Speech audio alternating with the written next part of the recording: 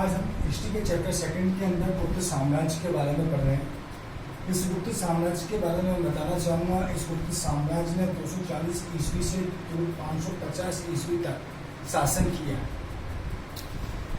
गुप्त साम्राज्य के बारे में अगर देखा जाए तो गुप्त साम्राज्य ने इतिहास के अंतर्गत एक महत्वपूर्ण स्थान माना जाता है। गुप्त साम्राज्य का इस गुप्त साम्राज्य में अगर देखा जाए तो हम इन तरीके से कह सकते हैं गुप्त युग को भारत का स्वर्णिम युग कहा जाता है। इस स्वर्णिम युग को क्यों कहा जाता है? इसकी जब कला संस्कृति को, स्थापत्य को, इस कला संस्कृति को पढ़ेंगे जब मैं आपको बताऊं। यहाँ इसका उदय 30वीं शताब्दी के अंत में हुआ था और इसका जो विषय में कहा गया है कि विष्णु पुराण, भागवत पुराण और वायु पुराण से इस पूरे गुप्त साम्राज्य के विषय में हमको जानकारी प्राप्त है। आरंभिक गुप्त राज्य जो था मगध एवं उसके उत्तर पश्चिमी बंगाल की गंगा नदी के तटीय क्षेत्र तक यह गुप्त साम्राज्य क्या था? विस्तृत था। एक बार दोबारा से देख लीजिए। गुप्त साम्राज्य 240 ईस्वी से 550 ईस्वी तक गुप्त साम्राज्य था। उदय 30वीं शताब्दी के अंत में गुप्त साम्राज्य का हुआ। इसके विषय में विष्णु पुराण, भागवत पुराण और वायु पुराण के अंदर भी हमको गुप्त साम्राज्य के विषय में जानकारी प्राप्त होती है। आरंभिक गुप्त राज्य मगध एवं उसके उत्तर पश्चिमी बंगाल तक गंगा नदी के तटीय क्षेत्र तक इसको गुप्त साम्राज्य का क्या था? विस्तार था। श्रीगुप्त ने 240 से 280 ईस्वी तक शासन किया। और श्रीगुप्त के बारे में हमको जानकारी क्या मिलती है? प्रभावती गुप्त की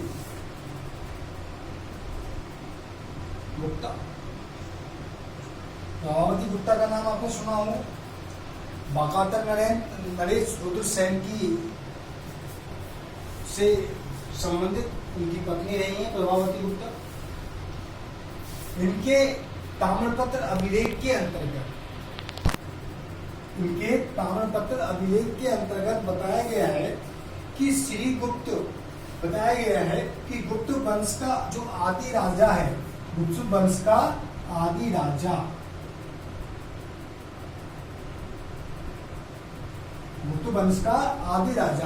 श्रीगुप्त के आदि राजा श्रीगुप्त ने गुप्त वंश के रूप में शासन किया, जिसने 240 से लेकर 280 ईस्वी तक इसके द्वारा शासन किया गया। इसके पश्चात में हमको यह भी जानकारी प्राप्त होती है कि इसने महाराज की उपाधि धारण की थी। किसकी उपाधि धारण की थी? महाराज की। इसने श्रीगुप्त महाराज की उपाधि धारण की। और यह शायद किसी शासक के यहाँ के अंदर या शासक के संपर्क में सामंत रहा होगा या सामंत के रूप में इन्होंने शासन किया होगा। श्रीगुप्त के बाद घटोत्कच गद्दी पर बैठा है। इसने 280 से लेकर 319 ईस्वी तक इसने शासन किया। ठीक है। श्रीगुप्त के बाद कौन आया? घटोत्कच आया। 280 से 319 तक इसने शासन किया। ठीक है। उसके बाद इसने महाराज की उपाधि धारण की है। किसकी उपाधि धारण की है? इसके द्वारा महाराज की उपाधि धारण करता है।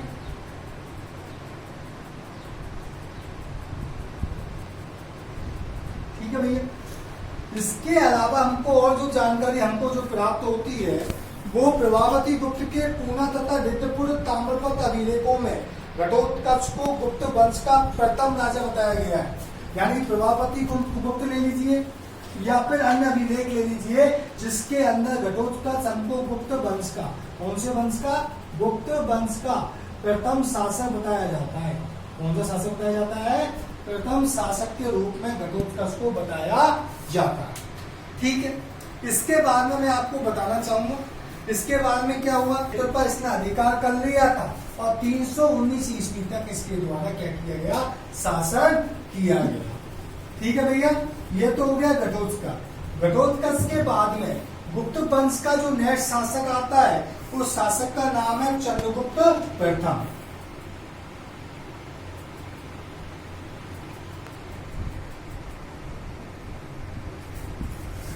चंद्रगुप्त प्रथम के बारे में मैं आपको बताना चाहूंगा, इन्होंने 319 से लेकर 335 ईस्वी तक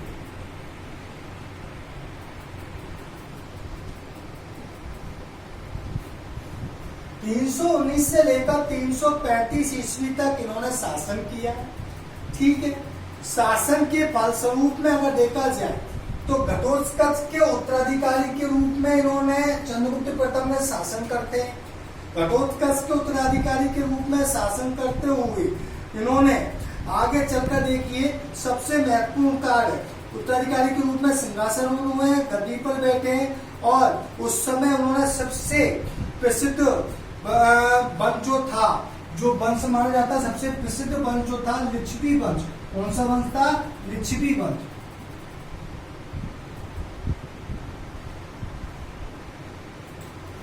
वंश की राजकुमारी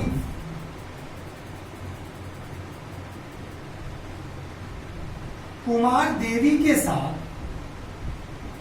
विवाह किया। क्या किया भैया? विवाह किया। ध्यान से देख लीजिए, चंद्रगुप्त प्रथम ने 319 से 335 तक शासन किया। घटोत्कच के उत्तराधिकारी के रूप में ये सिंहासन पर बैठे हैं। लिच्छवी वंश की राजकुमारी कुमार देवी के साथ इन्होंने विवाह किया है। विवाह के फलस्वरूप जब लिच्छवी वंश के अंदर इन्होंने विवाह कर लिया है तो विवाह के फलस्वरूप इनकी जो कीर्ति है, इनकी कीर्ति पताका है, वो हर जगह फैलती हुई चली गई। आगे देखिए मैं क्या बता रहा हूँ, इसी के अंदर मैं आपको आगे कुमार देवी से विवाह कर लिया। विवाह के पश्चात इनकी प्रसिद्धि बढ़ी है और इनके द्वारा एक उपाधि धारण की गई है, जिस उपाधि का नाम है महाराजा धीराज।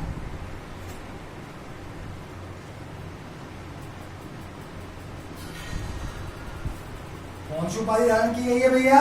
महाराजा धीराज की उपाधि को इनके द्वारा धारण किया गया। महाराजा धीराज की उपाधि को धारण करने के पश्चात में इन्होंने सर्वोच्च शासन की स्थापना की है। चंद्रगुप्त प्रथम ने 319-320 में, ध्यान से रखिएगा, 20 ईस्वी में एक संवत चलाया था जिसको कहा जाता है गुप्त संवत। ध्यान रखना, कंपटीशन एग्जाम में पूछा जाता रहता है, माध्यमिक शिक्षा बोर्ड तो पूछ ही लेगा, लेकिन कंपटीशन एग्जाम में भी पूछा जाता रहता है कि चंद्रगुप्त गुप्त संवत किसके द्वारा चलाया गया। तो आपको विशेष तौर से ध्यान रखना है, गुप्त संवत जो चलाया गया था वो चंद्रगुप्त प्रथम के द्वारा चलाया गया था। गुप्त संवत का जो टाइम था 319-320 ईस्वी था। इसको विशेष तौर से ध्यान रखिएगा। ये चंद्रगुप्त मौर्य जिसके बारे में मैंने आपको चंद्रगुप्त है जिसके बारे में मैंने आपको बताया था। ठीक है, फिर उसके पश्चात में चंद्रगुप्त के बाद में आता है समुद्रगुप्त।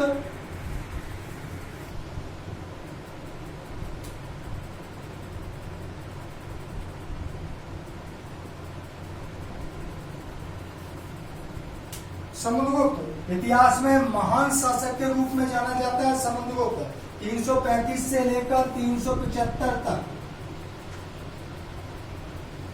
335 से लेकर 375 तक इनके द्वारा शासन किया गया था। ठीक है, इनके समय के बारे में चंद्रगुप्त प्रथम के बाद में, चंद्रगुप्त के प्रथम के बाद में उसके उत्तराधिकारी के रूप में यह सिंहासन पर बैठा है। ठीक है, ध्यान रखिएगा, समुद्रगुप्त जिन्होंने 235 से और 335 से 375 तक शासन किया है। इनके इतिहास के बारे में हमको जो जानकारी है, इनके दरबारी कवि हरिसेन द्वारा लिखी गई प्रयाग प्रशस्ति अभिलेख के माध्यम से हमको पता चलता है। यह वही प्रयाग प्रशस्ति अभिलेख है जो प्रयाग प्रशस्ति इलाहाबाद लेख के नाम से जाना जाता है। इस इलाहाबाद लेख में ही अशोक के नीचे अगर देखा जाए, इस इलाहाबाद लेख में अशोक के अभिलेख के नीचे समुद्रगुप्त के बारे में भी बताया गया है। तो इसमें प्रयाग प्रशस्ति के अंदर हरिसेन प्रयाग प्रशस्ति की रचना हरिसेन ने की है। जानकारी प्राप्त होती है प्रयाग प्रशस्ति से। रचनाकार है हरिसेन। क्या कौन है समुद्रगुप्त के दरबारी कवि है? ध्यान रखिएगा, इसके द्वारा इनसे शासन के विषय में जानकारी प्राप्त होती है। ठीक है, प्रयाग प्रशस्ति में क्या कहता है हरिसेन, उसके बारे में विजयों का उल्लेख करता है। ठीक है, ये अशोक स्तंभ है, अशोक स्तंभ है जिसके अंदर ऊपर अशोक के बारे में और नीचे जो है वो किसके बारे में बताया गया है? समुद्रगुप्त के बारे में बताया गया है। ये आपको ध्यान में रखना है। साथ में आपको मैं बताना चाहूंगा कि इसमें समुद्रगुप्त के द्वारा किए गए अश्वमेध यज्ञ, जिसके अंदर अश्व छोड़ा जाता था, अश्वमेध यज्ञ का जो आयोजन समुद्रगुप्त के द्वारा किया गया था, उसके बारे में भी हमको जानकारी हमको प्राप्त होती है। समुद्रगुप्त के सिक्कों पर, समुद्रगुप्त के जो सिक्के जो प्राप्त हुए हैं, इन सिक्कों पर अश्वमेध पराक्रम, समुद्रगुप्त के सिक्कों पर अश्वमेध पराक्रम लिखा हुआ है, जिससे हमको प्रतीत होता है, हमको पता चलता है कि समुद्रगुप्त के द्वारा अश्वमेध यज्ञ का आयोजन करवाया गया था। ठीक है, ये हो गया अश्वमेध यज्ञ। और ये प्रयाग प्रशस्ति के बारे में, ये समुद्रगुप्त के बारे में। अब देखिए, प्रयाग स्तंभ लेख इलाहाबाद उत्तर प्रदेश में, आज जो प्रयाग स्तंभ लेख है कहाँ पर है? इलाहाबाद उत्तर प्रदेश में स्थापित है। इलाहाबाद को प्रयागराज के नाम से आज जाना जाता है। ठीक है, इसके अंदर क्या क्या कहा गया उसके बारे में मैं आपको बता देता हूँ, जिसमें समुद्रगुप्त का राजाभिषेक दिग्विजयों के बारे में, व्यक्तित्व किसके व्यक्तित्व पर प्रकाश डाला गया है, अधिकारियों के नाम का बारे में बात की गई है। अलंकृत संस्कृत भाषा के अंदर प्रयाग प्रशस्ति की जो रचना की गई है, संस्कृत भाषा के अंदर की गई है। ध्यान रखिएगा, किस भाषा में की गई है? संस्कृत भाषा के अंदर इसकी रचना की गई है। ठीक है, ब्राह्मी लिपि है, चंपू शैली का उपयोग किया गया है। लिपि कौन सी है? ब्राह्मी लिपि है। शैली कौन सी है? चंपू शैली है। चंपू शैली कौन सी होती है? जिसमें गद्य और पद्य दोनों का सम्मिश्रण होता है, उस शैली को क्या कहा जाता है? चंपू शैली कहा जाता है। क्या कहा जाता है? चंपू शैली कहा जाता है। तो गद्य और पद्य दोनों का मिश्रण शैली के अंदर मिलता है, तो चंपू शैली कहलाई, दोनों का वर्णन मिल गया है। इसके साथ में अगर देखा जाए तो हमको समृद्ध साहित्य के प्रतीक के रूप में प्राप्त होता है। प्रयाग प्रशस्ति में समुद्रगुप्त को कविराज कहा गया है। गायन में, संगीत में दक्षता से गुरु, तंबू तथा नारद को लज्जित करने वाला बताया गया है, और उसके साथ लाखों गायों का दानी, उच्च कोटि का विद्वान, विद्या का संरक्षक, धर्म का प्राचीर कहा गया है। अब एरन अभिलेख में उसे पराक्रम तथा विजय का श्रोता कहा गया है। अश्वमेध प्रकार तथा उसके सिक्कों पर, अब देखिए इसके सिक्कों पर, एक तो मैंने बताया था अश्वमेध प्रकार की, दूसरा मैंने बताया इसके सिक्कों पर इसको वीणा बजाते हुए भी दिखाया गया है। क्या बजाते हुए दिखाया गया है? वीणा बजाते हुए दिखाया गया है, जिससे यह पता चलता है कि समुद्रगुप्त का संगीत के प्रति क्या योगदान था, कितना संगीत के प्रति है जागरूकता, संगीत के प्रति उसका कितना प्रेम था, वो भी हमको पता चलता है। इसके सारे गुणों के बारे में बताया गया है। श्रीलंका के राजा मेघवर्मन ने कुछ उपहार भेजकर समुद्रगुप्त को गया के अंदर, गया का पड़ता है बिहार के अंदर पड़ता है गया, ठीक है, कुछ उपहार भेजे मेघवर्मन ने, और गया के अंदर एक बौद्ध मठ या बौद्ध मंदिर बनवाने के लिए एक अनुमति मांगी। समुद्रगुप्त ने अपने साम्राज्य का विस्तार कश्मीर, पश्चिमी पंजाब, पश्चिमी राजपूताना, सिंध, गुजरात के अतिरिक्त पूरे समस्त क्षेत्र के अंदर इसने अपने साम्राज्य का विस्तार कर लिया। समुद्रगुप्त के बारे में कहा जाए तो समुद्रगुप्त के आदर्श से प्रतीत होता है कि समुद्रगुप्त का साम्राज्य संपूर्ण भारत के अंदर फैला हुआ था। कहा जाता है कि इतिहासकार कहते हैं कि समुद्रगुप्त का, हरिसेन कहते हैं कि समुद्रगुप्त का घोड़ा तीनों दिशाओं के अंतर्गत समुद्र का पानी पिया करता था, यानी कि उसकी विजय का पताका सभी जगह फैला हुआ था। हमारा अब इसके बाद हम जो पढ़ रहे हैं वो पढ़ रहे हैं समुद्रगुप्त की विजय। समुद्रगुप्त की विजयों को अगर देखा जाए तो संपूर्ण आर्यभट्ट पर, संपूर्ण भारत पर इसने 2 चरणों पर, कितने चरणों में, 2 चरणों में इसने विजय प्राप्त की है। कितने चरणों में विजय प्राप्त करना है, 2 चरणों में। अब ठीक है, अब 2 चरणों में विजय जो प्राप्त करना है वो कैसे प्राप्त करना है ये देखिए। प्रथम चरण के अंदर आर्यभट्ट के अंदर दोआ पर सैनिक अभियान किया जो 2 चरणों में हुआ। उसने 9 राजाओं रुद्रदेव, मातिल, नागदत्त, चंद्रवर्मन, गणपति, नागसेन, अच्युत्य, नंदी, बलवर्मा को पराजित किया और जिन्हें राजप्रशय गोद्वर्ण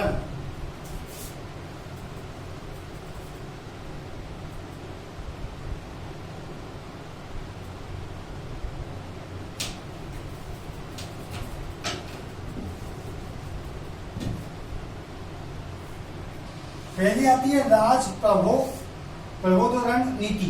इसके अंतर्गत 9 राज्यों को इसने अपने अंदर सम्मिलित किया। 9 राज्यों ने इसकी अधीनता स्वीकार कर ली। अब 9 राज्यों ने इसकी जो अधीनता स्वीकार की, 9 राज्यों के अंदर अगर बात की जाए तो 9 राज्य कौन कौन से हैं, तो उनके अंदर मैं आपको बोल के बता देता हूँ। कौन बोल पर मेरे पास में इतनी जगह नहीं है, इसलिए मैं आपको बोल के बता रहा हूँ कौन कौन से हैं।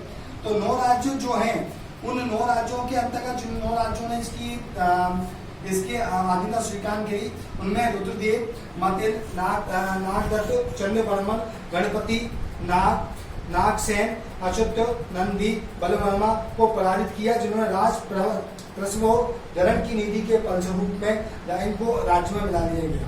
दूसरी नीति थी ग्रहण मोक्षानुग्रह की नीति, जो मिला दिया था 12 राज्यों को मिला दिया था। ग्रहण मोक्षानुग्रह की नीति क्या है? ग्रहण का मतलब होता है शत्रु पर अधिकार कर लेना। ग्रहण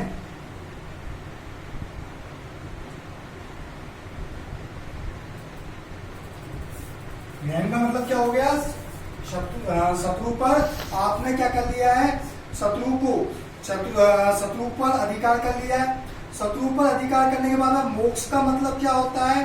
शत्रु को, मोक्ष का मतलब क्या हो गया?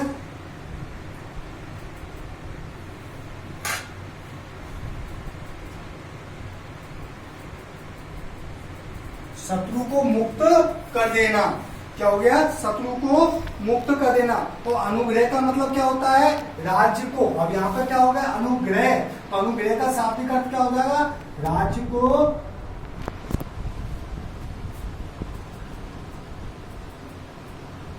लौटा देना। ठीक है, शत्रु पर अधिकार करना, फिर उसको मुक्त कर देना और उसके राज्य को लौटा देना। इसके अंतर्गत जो राज्य है, 12 राज्यों में कौशल, महापरांतर, कोरन, कोट्टूर, पृष्ठपुर, एरनपल्ली, कांची, अवमुक्ति, देगी, पल्लव, देवराष्ट्र, कुष्ठ आदि राज्य है। लेकिन ग्रहण मोक्ष की नीति और अनुग्रह की नीति के अंतर्गत फिर इनको मुक्त कर देता है। फिर उसके बाद वह जानता था, आगे देखिए, उसने इस नीति को आगे के अनुसार उसने इस नीति को उसने अपनाया था।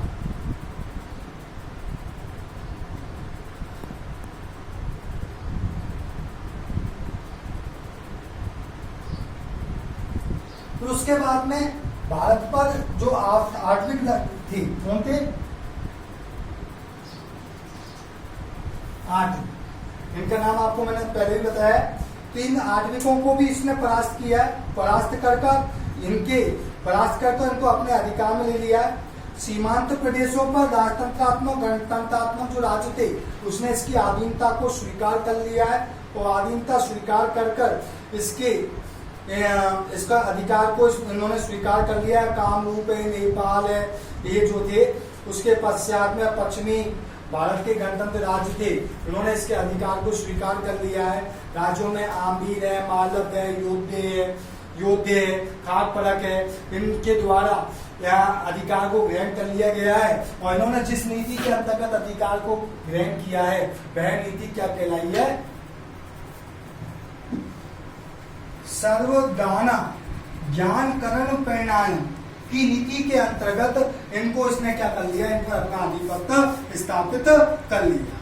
ठीक है, देव साइनस और अन्य जो देश है उनके लिए उसने जो नीति अपनाई है, इसके साथ में विदेशी शासकों के लिए उसने जो नीति अपनाई है, आत्मनिवेदन, कन्यापायन,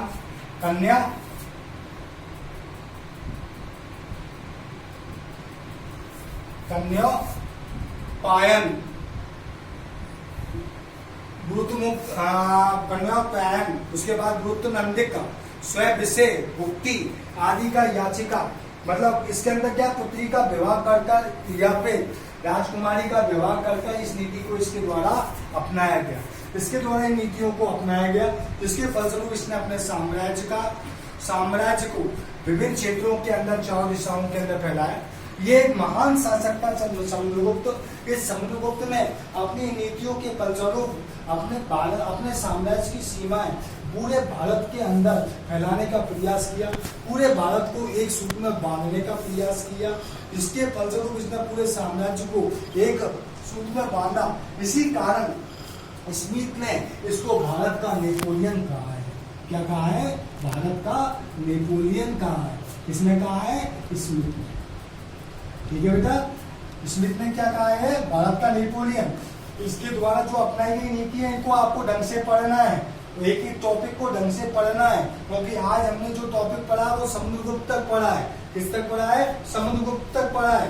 अगला जो टॉपिक पढ़ेंगे हम पढ़ेंगे चंद्रगुप्त, कुमारगुप्त, स्कंदगुप्त और सुदर्शन जी।